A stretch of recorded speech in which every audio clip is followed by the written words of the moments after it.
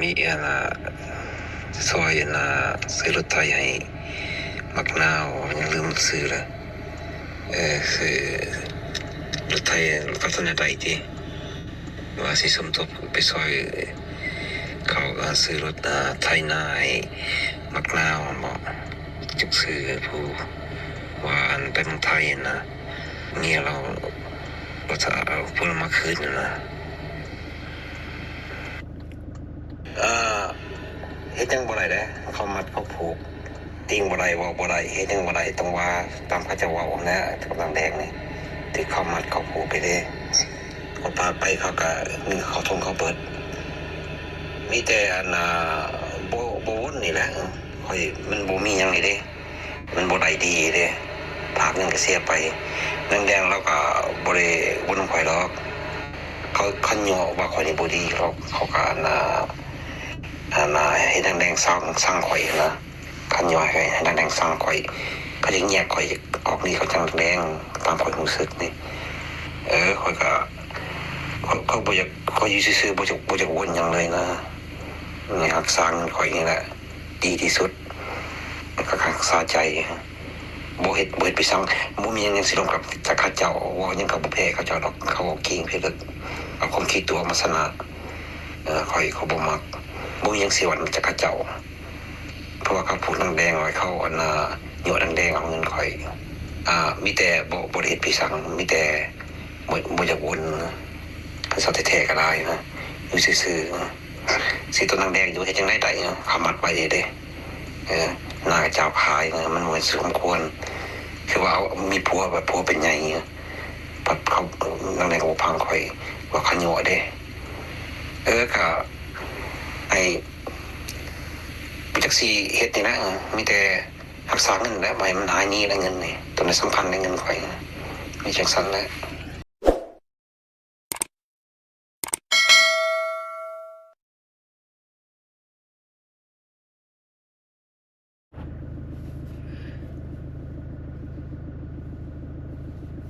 กราบทักทายสบายดีแล้วก็สวัสดี FC เบิร์ดสู่คนเด้อพี่น้องเด้อบัดสมองสุบอลบ่ว่าสิเป็นพี่น้องอยู่ทางฝั่งไทยฝั่งลาวแล้วก็อยู่ทางต่างประเทศเด้อทุกคนเด้อกันยินดีต้อนรับทุกคนทุกท่านเข้าสู่ช่อง YouTube ของตุสิทธิ์ปันสุขพี่น้องเอ้ยเนาะพบพ่อกันวันที่14วันอาทิตย์มื้อนี้พี่น้องเอ้ยเนาะโดยพี่น้องเอ้ยก็บ่ได้พ้อกันเมื่อวานนี่เบิดมือเนาะบ่ได้เห็นกันเบิดมือวานนี่บ่ได้ไปทางใดดอกทุกคนเลยเนาะบ่แม่นว่าบ่อยากถ่ายคลิปดอกก็คือว่ามีเหตุฉุกเฉินพาลุงอ้ายเมียแหละ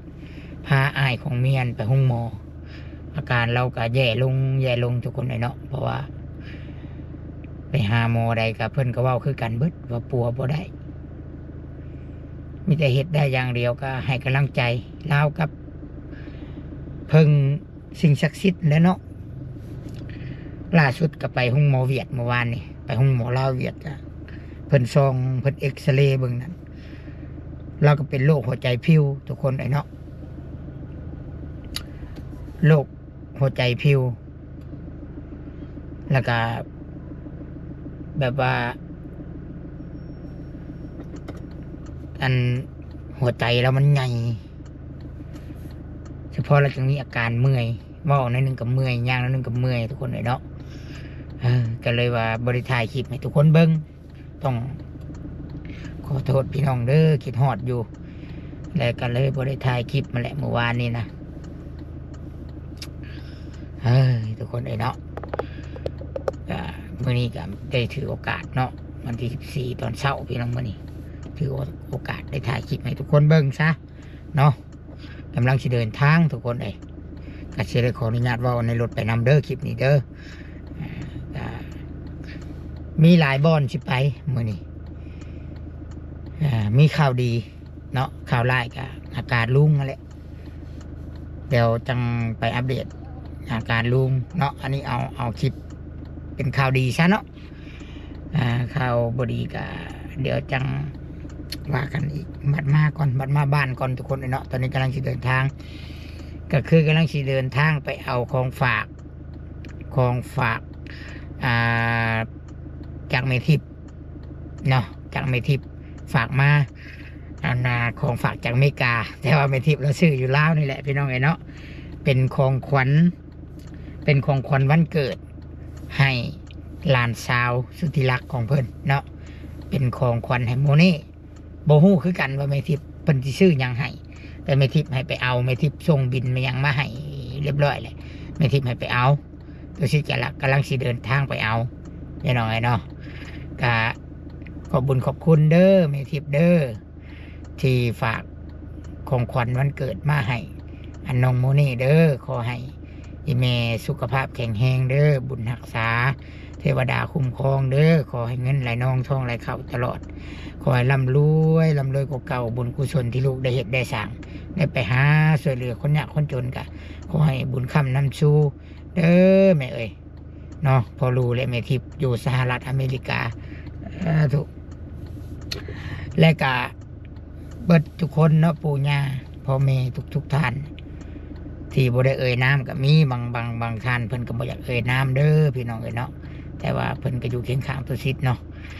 อันนี้ก็เป็นข่าวดีอีกข่าวหนึ่งมีข่าวดีอีกข่าวหนึ่งทุกคนบัดนี้เกี่ยวกับน้องมะนาวแล้วก็มีเกี่ยวเรื่องกับน้องแดงได้มันเกี่ยวมันต่อกันได้บัดนี้ทุกคนเนาะนั่นก็คือผัวน้องแดงก็ได้เคลื่อนไหวทุกคนได้เคลื่อนไหวอีกเราได้เคลื่อนไหวอีกแล้วเราก็ได้ส่งสารมาหรือว่าส่งเสียงมาหาตุสิทธิ์เนาะเพราะว่าเราได้ไปเบิ่งคลิปเบาเวียงบัดนี้ทั้งน้องแดงกับนี่ยังยืนยันบาสิขายให้ขายหน้าขายดินเนาะก็เลยไอ้ย่าก็เลยส่งข้อความมาพี่น้องไอ้เนาะหาตุสิทธิ์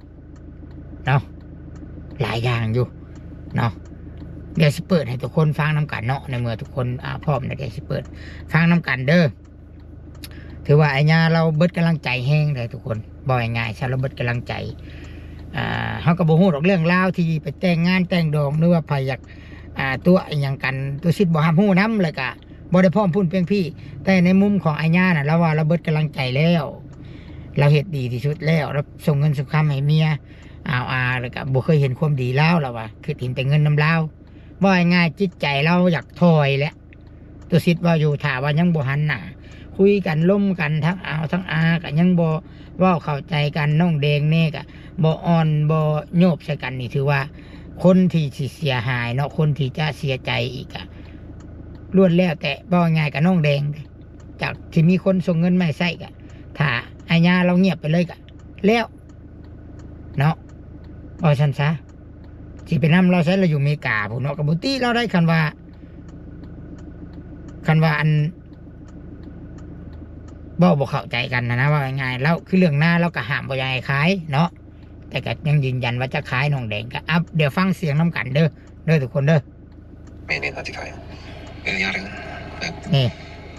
เมนอาจจะขายยาเรื่องแบบมันน่ะสวยเหลือบ่ได้เลยยาเลย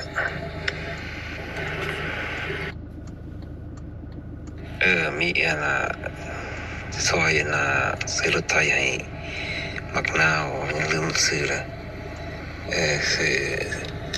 รถไถรถพัฒนาใดที่ว่าสิสมทบไปซอยเขาซื้อรถไถนาให้มักนาวบอกจักซื้อผู้ว่าอันไปเมืองไทยนะเงี้ยเราก็จะเอาพวกมาคืนนะโอเคก็เป็นอย่างจะมีธนาคารบัญชีวะพากันธนาคารนั้นรหัสธนาคารซื้อเจ้าโดยการธนาคารซื้อยังไงนะธนาคารBCL ก็จะส่งเขาบัญชีเจ้าเลย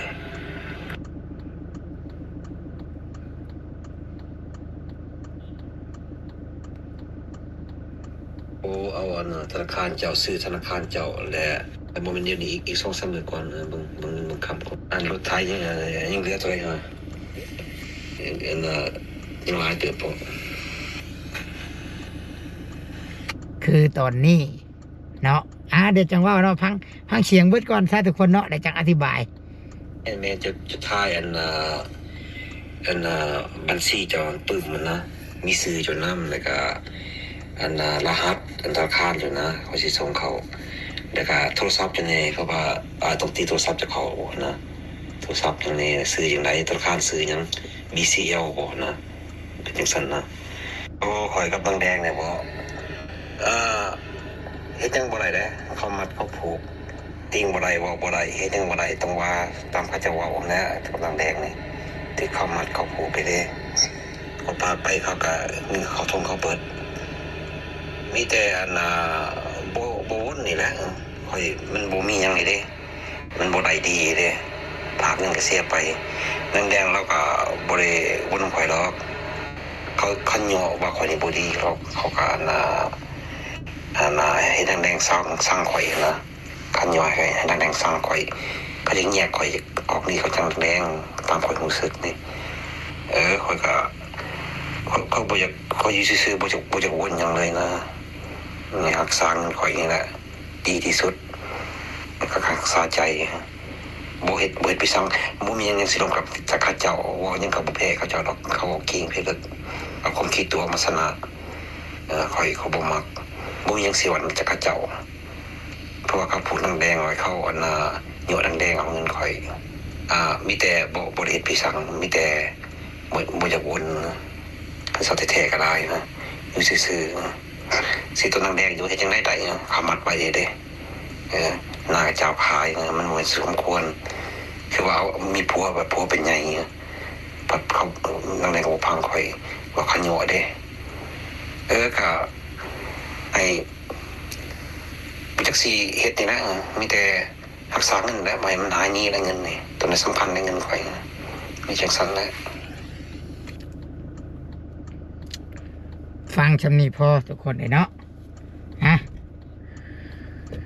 เดี๋ยวสิมาอธิบายสู่ฟังบัดนี้ปะเดี๋ยวจะขี่รถไปนำทุกคนเลยเนาะอธิบายไปนำทุกคนเลย